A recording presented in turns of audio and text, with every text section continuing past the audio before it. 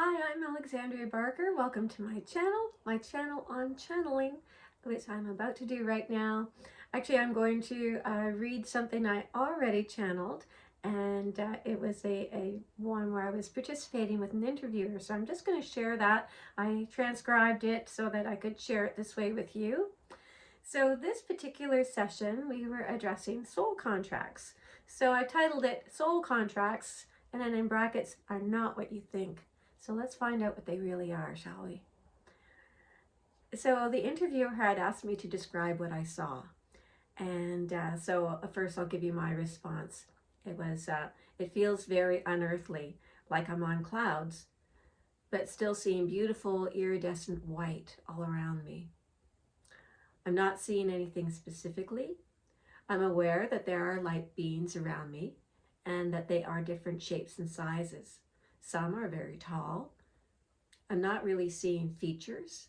I'm more feeling the feelings that are coming from them, which are very loving and kind.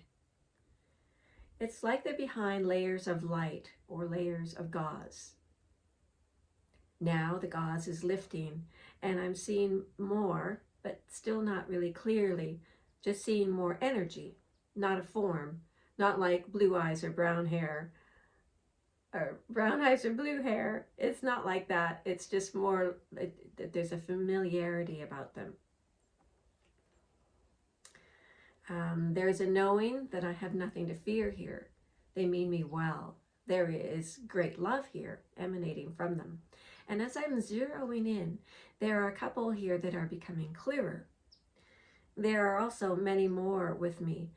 It's not like I'm in the middle of a circle, but I am in a group of very benevolent, very kind, very loving, very calm beings. This is like a special occasion that we're meeting here with purpose. They have come to assist in this connection that we determined with the intention we had set forth when we began this reading today. I'm just receiving now that the more I become aware of them, the more they will be coming. I will become more aware of others in my vicinity as it applies to them. It's like they're holding this space and they don't want to provide distraction. They don't want to distract from what's happening. They don't want me to get caught up in the details. So essentially, they're holding the light and the space for what is to come. And now I'm being guided to come and sit, and there's a special place for me to sit. It's a stool. It doesn't have a back, so it's open. And now I'm in a circle, but it is a very luxurious place to sit, very cushy and comfortable. It rotates, so I will be facing and connecting with whoever is going to be responding, or whatever. The essence that is going to be revealed, I have 360 degrees access to. And I'm continuing on that I'm feeling very comfortable. I feel very honored and very happy and excited. There's a strong feeling of comfort, like I've been here before. I feel like this is familiar.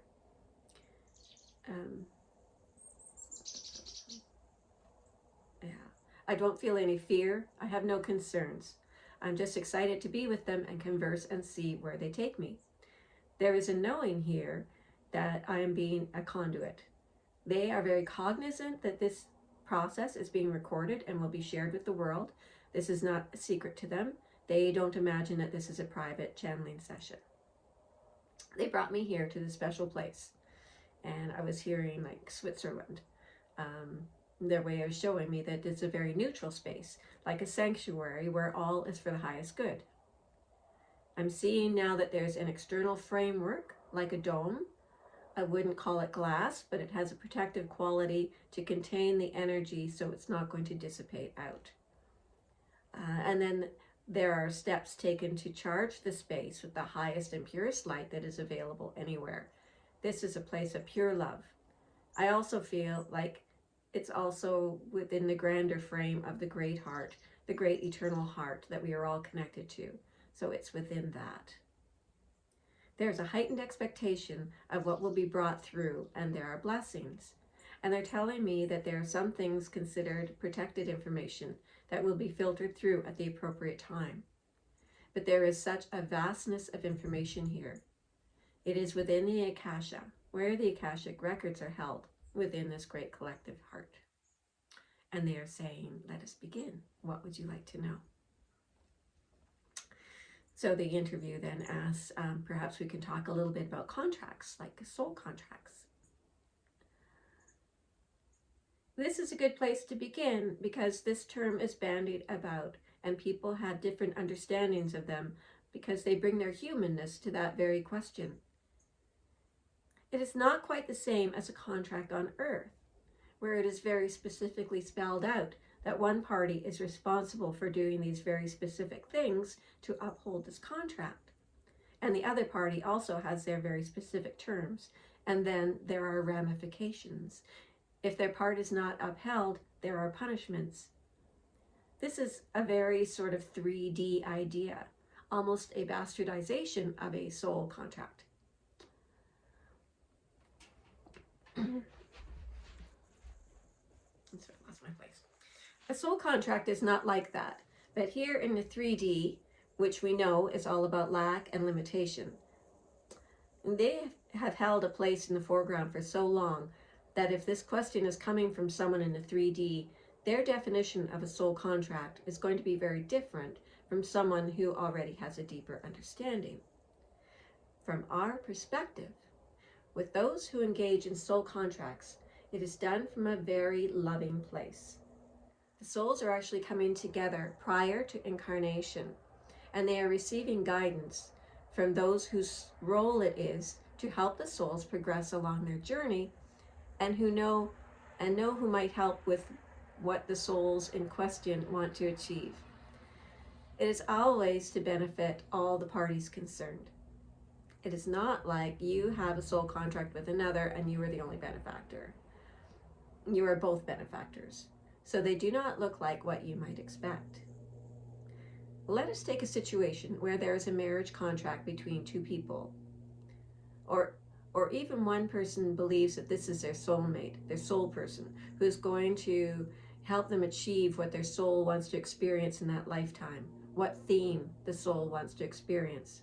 Let us draw on that, because this is something that's going to be received on many different levels from this transmission, where they enter into a soul contract thinking it's going to be all gaiety and light and love. And that is not always the way with soul contracts. That contract, the basis of it, is to help that soul grow, to help that soul experience what they came to experience. So, using a hypothetical, say a soul comes to Earth wanting to experience all the variations of love. They want to have a true experience of what love is and experience it fully.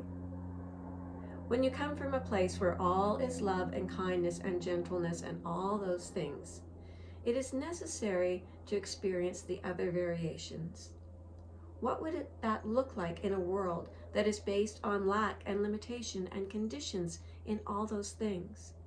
How does one translate unconditional love into an experience they're having in the 3D, which is actually quite conditional?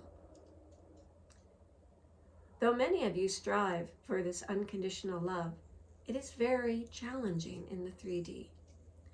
So the agreements that you make in this hypothetical scenario might be, I want to experience all of love. And another might come forward to say, you know what love is. You want to experience what it is like when it is not there in the way that it is here. So a soul comes forward and says, I will be the one. I will help show you how much love you have, how much love you can bring to an unloving situation. How can you grow from a place of discomfort, a place where you really have to reach deep to that internal love that you have for your own self, rather than the superficial love which is so prevalent in the 3D. Say it is a marriage contract where both make beautiful, lovely vows. In most cases, they come from a high intention, but one or the other can override them. So let's say one participant is very steeped in self-love and has come very far in the ascension process, and they enter into a contract with one who has not, who is